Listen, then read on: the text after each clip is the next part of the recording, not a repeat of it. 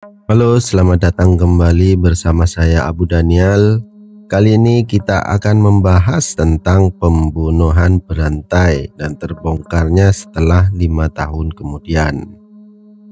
Sebelumnya jangan lupa klik subscribe, like, dan komentar agar channel ini terus eksis di dunia per-YouTuban dan dunia permedsosan. Mari kita mulai.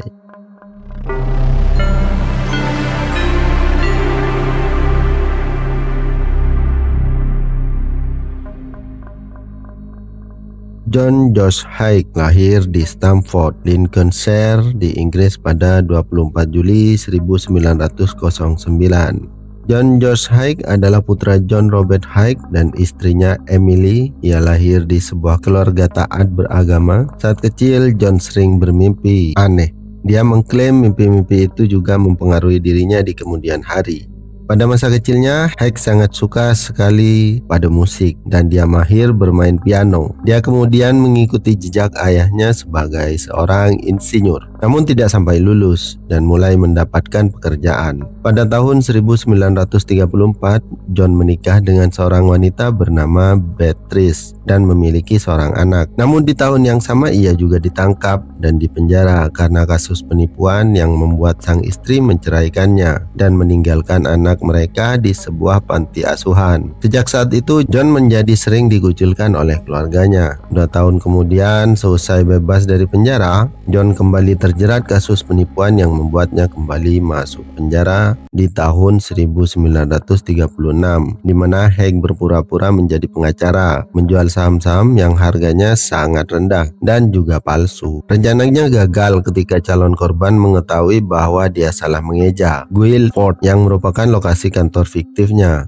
Haigh akan menghabiskan 4 tahun penjara karena kejahatan ini. Baru dibebaskan pada awal Perang Dunia Kedua. Tetapi ini bukan kali terakhir dia dipenjara karena kejahatan keuangan. Saat itulah Haigh menyadari bahwa dia harus membunuh para korbannya sebelum mereka melaporkan kejahatannya. Ia pun lalu mendapat sebuah ide yang terinspirasi dari seorang pembunuh bernama George Alexander Charette yang pernah melenyapkan tubuh korbannya dengan cairan asam. Di penjara dia diberi posisi di pabrik timah. Disinilah dia memperoleh akses untuk mendapatkan cairan asam dan mulai bereksperimen dengan menggunakan tikus untuk percobaannya. Dia menunggu dan mengamati berapa lama tikus itu hancur. Dia kemudian mendapatkan formula ilmiah yang nantinya digunakan untuk para korbannya. John akhirnya dibebaskan dari penjara pada tahun 1943 dan bekerja sebagai seorang akuntan di sebuah perusahaan. Setahun setelah kebebasannya, John akhirnya melancarkan aksi pembunuhan pertamanya. Korban pertamanya adalah William McSwan yang merupakan mantan bosnya. John Haigh bertemu William McSwan di sebuah kafe di Kensington. McSwan memperkenalkan Haigh kepada kedua orang tuanya, Donald dan Amy McSwan. Tempat putra mereka bekerja mengumpulkan uang sewa atas nama mereka. Haigh semakin iri pada William McSwan dan gaya hidupnya. Haigh membujuknya ke ruang bawah tanah di Gloucester Street untuk memperlihatkan mesin pinball. Kemudian Haigh melancarkan aksinya, dipukulnya kepala McSwan dengan pipa. Ia lalu memasukkan tubuh William ke dalam sebuah gentong dan menuangkan cairan asam ke dalamnya. 2 hari kemudian, John kembali untuk memeriksa tubuh William yang sudah berubah menjadi lumpur. Lalu dia membuangnya ke sebuah lubang saluran air.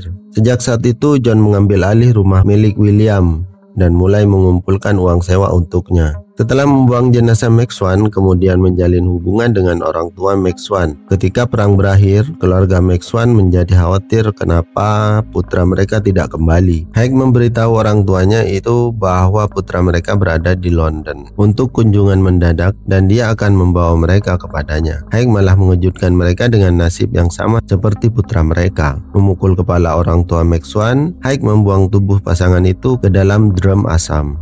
Dia kemudian menjual properti McSwan dan pindah ke sebuah hotel di Kensington. 2 tahun kemudian, John Haigh terlilit hutang perjudian yang besar setelah kematian keluarga McSwan.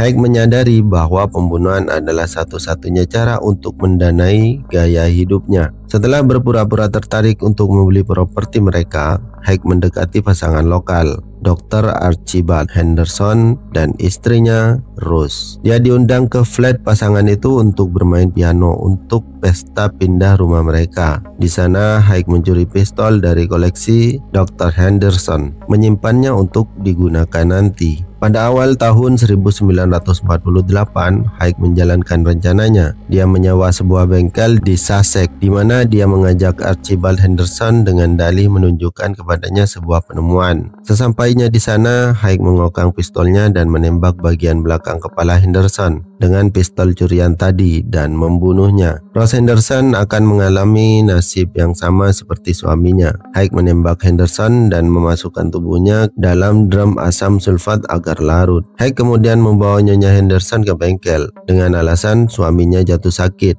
dan membutuhkan bantuan segera. Seperti kasus keluarga McSwan, Haig menjual harta benda keluarga Henderson dengan tanda tangan yang dipalsukan. John Haig terus menargetkan orang yang mudah dirayu dan lanjut usia. Korban berikutnya dan yang terakhir adalah Nyonya Olive Duran Deacon. John adalah seorang salesman kaya dan sesama penghuni hotel Onslow Court tempat Haig tinggal. Nyonya Duran Deacon dibawa ke bengkel Haig di Sussex. Nyonya Duran Deacon percaya bahwa dia akan membantunya untuk mengembangkan penemuan yang ada dalam pikirannya. Haig menembaknya dari belakang, mencuri semua harta miliknya, lalu membuang tubuhnya ke dalam asam. Motif semua pembunuhan sama, ialah karena uang. Kejahatannya baru terungkap setelah ia membunuh korban terakhirnya bernama Olive Duran. Seorang detektif akhirnya berhasil menemukan data dan alamat tempat dan bengkel yang ditinggali oleh John berada. 2 hari setelah pembunuhan Duran Deacon, dia dilaporkan hilang oleh temannya, Constance Lane. Polisi dengan cepat menemukan catatan panjang kejahatan keuangan John George Haig yang menjadikannya tersangka utama. Haig telah melakukan banyak kesalahan fatal dalam pembunuhan Olive Duran Deacon. Ketika polisi menggeledah bengkelnya, mereka menemukan mantel domba Persia milik Duran Deacon. Mereka juga menemukan beberapa wakalah yang berhubungan dengan McSwan dan Henderson. Polisi menemukan beberapa sisa-sisa manusia yang dilarutkan di belakang bengkel Haig. Dr. Kate Simpson memeriksa catatan gigi dan memastikan bahwa jenazah Nyonya Duran Deacon dan Haig akhirnya ditangkap. Saat menjalani pemeriksaan, John mengaku bertanggung jawab atas kasus pembunuhan William McSwan, Donald McSwan, Amy McSwan, Archibald Henderson, Rose Henderson, dan Olive Duran Deacon.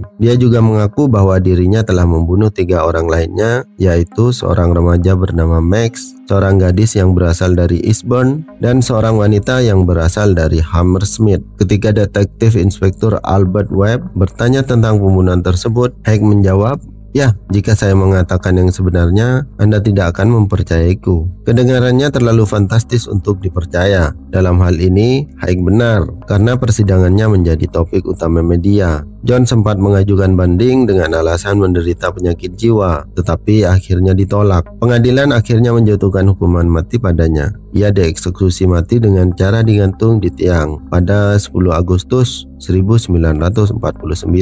Itulah akhir dari kisah pembunuhan berantai. Terima kasih. Wassalamualaikum warahmatullahi wabarakatuh.